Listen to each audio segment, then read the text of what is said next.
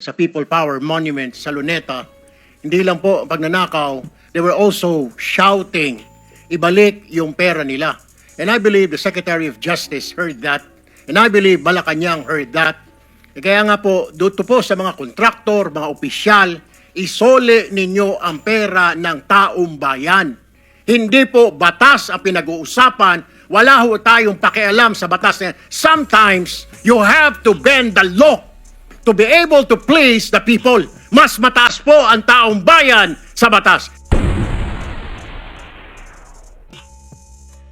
Meron ba kayong proyekto na walang porsyentuhan? Na maayos, na matino? Meron ba? Wala po, Your Honor. Wala.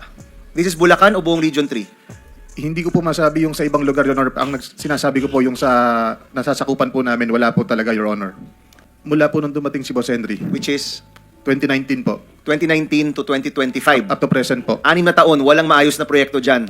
Wala pong tumama kung ano po yung nakaspecify sa plano. Hindi po na-meet lahat yun. At lahat yan may porsyentuhan. Lahat po, Your Honor.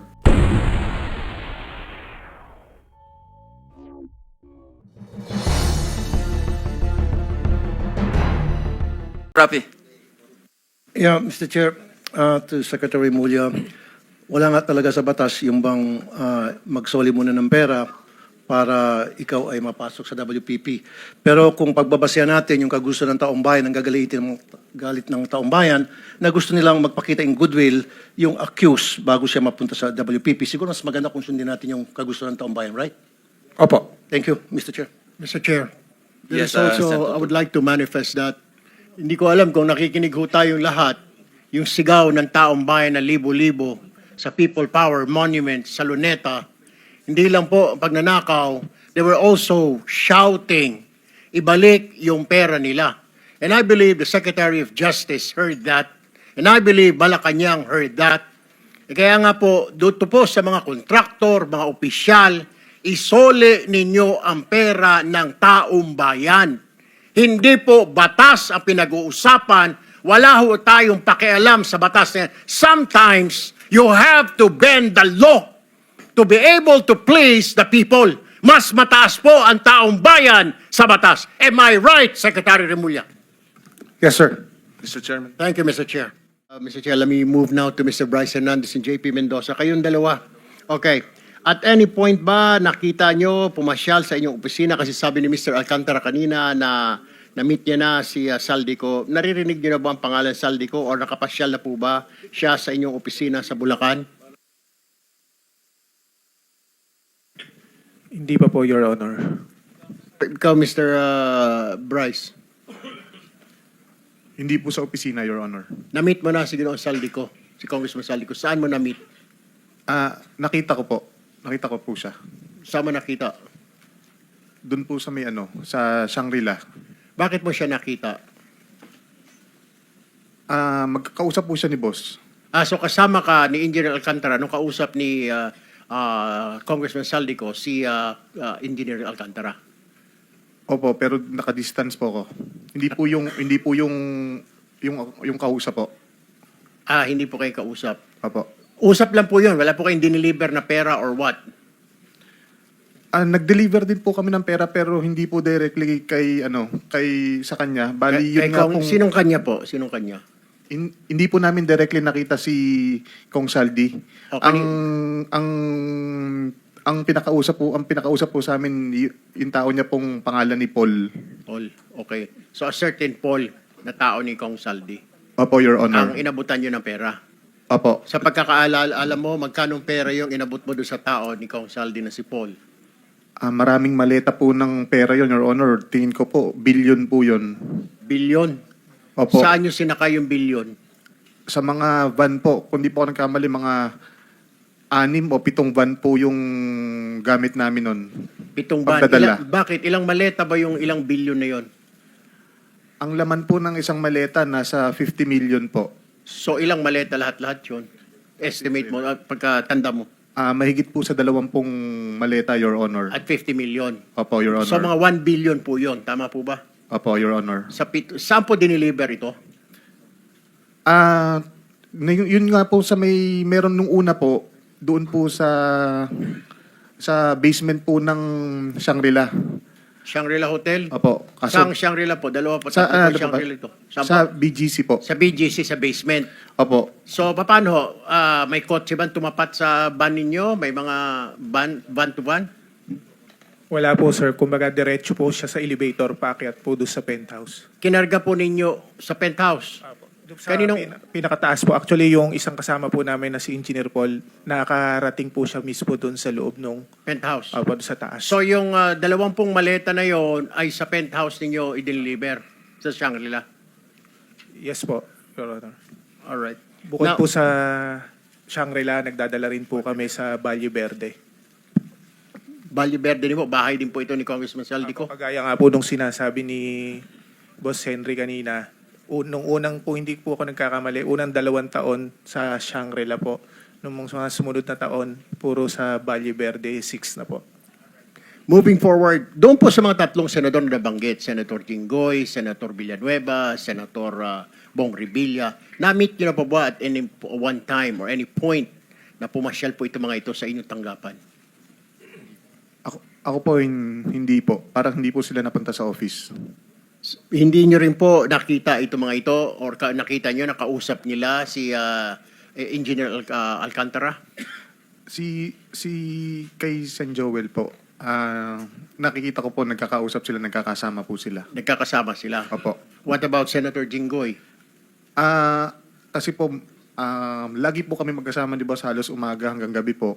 Through phone po, actually pagka meron po yung instruction sa kanya ng merong utos sa akin si boss, galing, for example lang po, utos po ni Boss Robert na may po program na gantong amount dahil sa ganitong kay senador na ganito. Yun po. Sino senator na ganito? Walang senator na Ay, ganito. pasensya na po. Kay Senator, Senator Jinggoy po. Alright. Tapos may sinasabi din siya, pati si Senator Bong Revilla na damay din. Ganon din ba ang sistema? Sinasabi na ikarga doon sa inyong listahan? Ang instruction po niya, ganito yung obligasyon para kay Senator Jinggoy. So alam nyo na kung paano aatakihin ang programa ng project natin.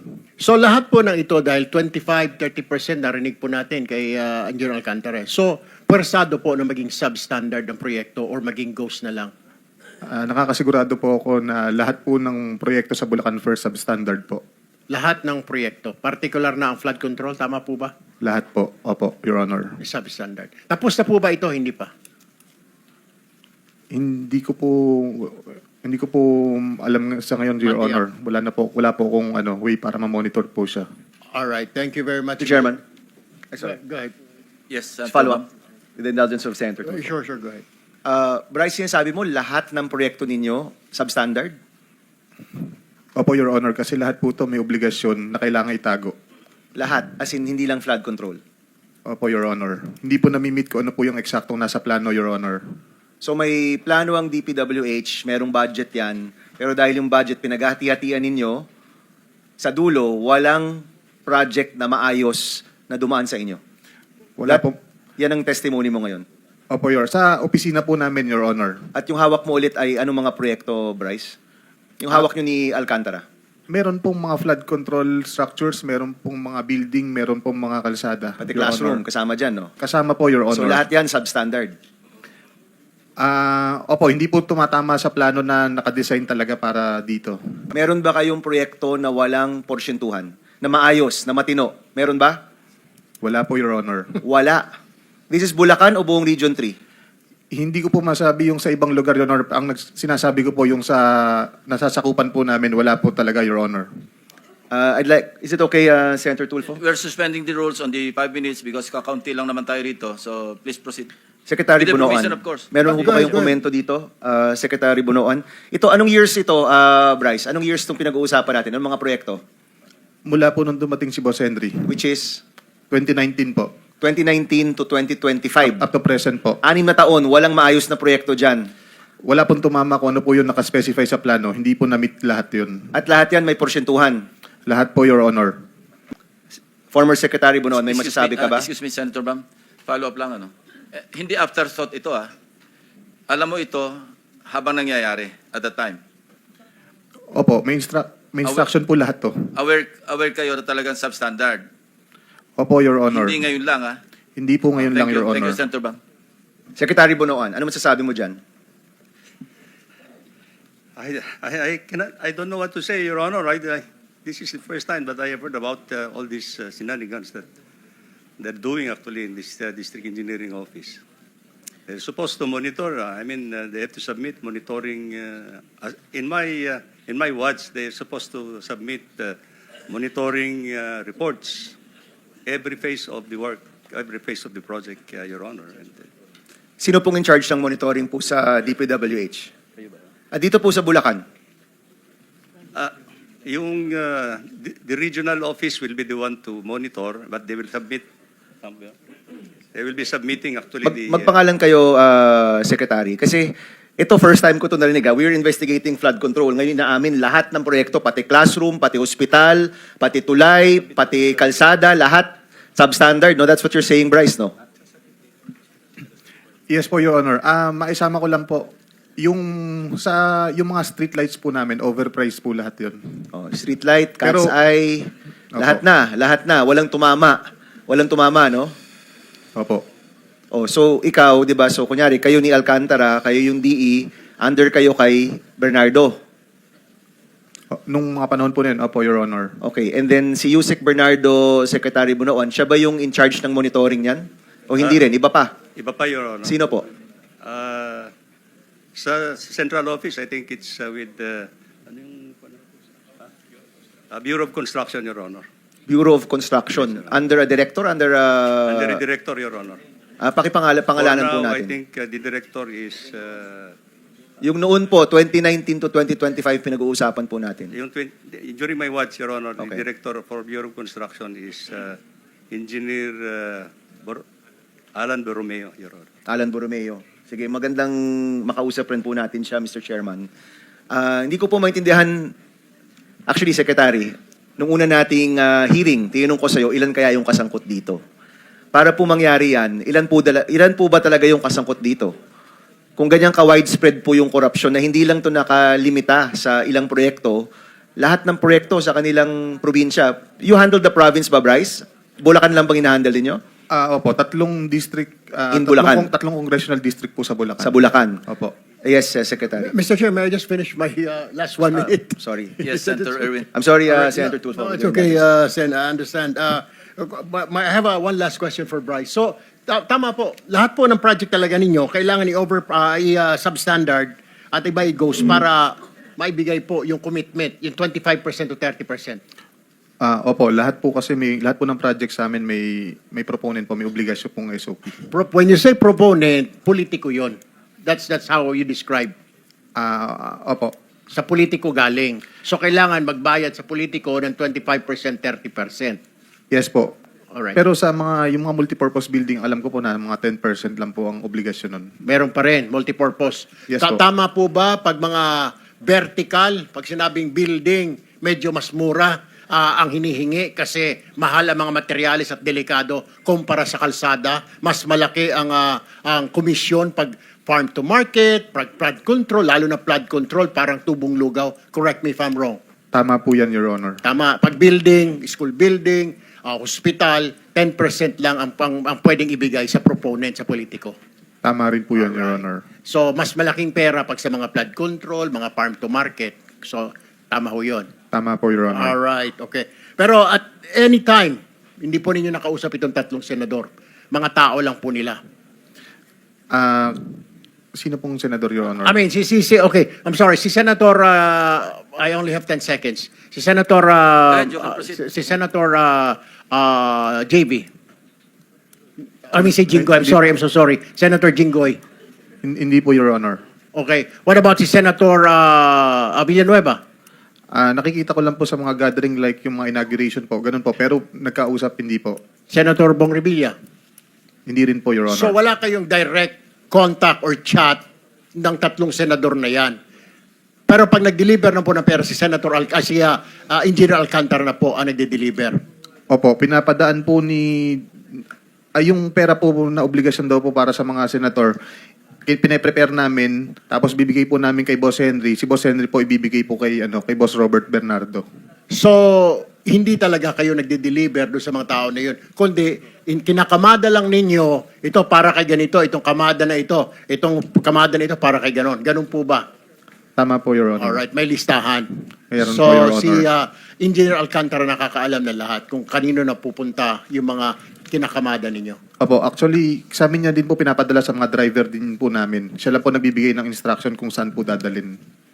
Mr. Chair, may I also manifest to invite the drivers of DPWH sa Bulacan First District para malaman po natin kung saan bahay dinideliver, kaninong bahay dinideliver yung mga pera na yan, Mr. Chair. Do you have names? Do we have names? Yes po, pwede ko pong ibigay ang mga pangalan. Nandito na ba sila? I believe, Your Honor, wala po sila ngayon dito. Mr. Chair, they were invited but unfortunately I think they're not here. Si Mr. Andre Balatbat, driver ng First Engineering District. Sila po ba ay nagde-deliver din? Si Ginoong Andre Balatbat, Opo, Your Honor. nagde-deliver siya. Si Mr. Christian Santiago, driver din po ng inyong opisina, nagde-deliver din ba siya? Opo, Your Honor. So itong dalawa, itong dalawa, Mr. Chair, did not show up. Bagamat inimbitahan po natin. Yeah, papasupin na lang po natin. All right. Mr. Chair, I have one last quick question na lamang po sa PCCI. PCCI, are you here? PCC, I'm sorry, PCC. Yes, Your Honor. Okay. Sir, trabaho po ninyo mag-imbestiga. Yes, Your Ano Honor. po, dapat pantay, malinis, yung mga bidding, competition po, tama po ba? Yes, Your Honor. Pero at any point sa mga bidding po ng DPWH, whether district, region, or main office, wala kayong representative to observe. Wala po kayong ganun. Hindi po kami authorized under the law na as observer. Yun lang po, Mr. Chair, I would like to manifest since we're conducting this hearing in aid of legislation. Marami po tayo nakikita mga butas dito, kagaya po niya, paano niya ma-observe kung pinagbabawal po siya ng batas, puro imbestiga lang. Ang problema po, ito mga agencies na meron tayo, PICAB, PCC, lahat po ng mga ito, proactive. Ibig sabihin, reactive na lamang po. Hindi po sila kumikilos habang wala pang problema. Dapat po siguro baguhin natin, Mr. Chair, ang batas na ito na dapat nandoon sila as observer. Kasi ganito, kung may report lang na, paano po may collusion? Lahat na nga ito may collusion po, Mr. Chair. That's all, Mr. Chair. I'll reserve my second round of questioning.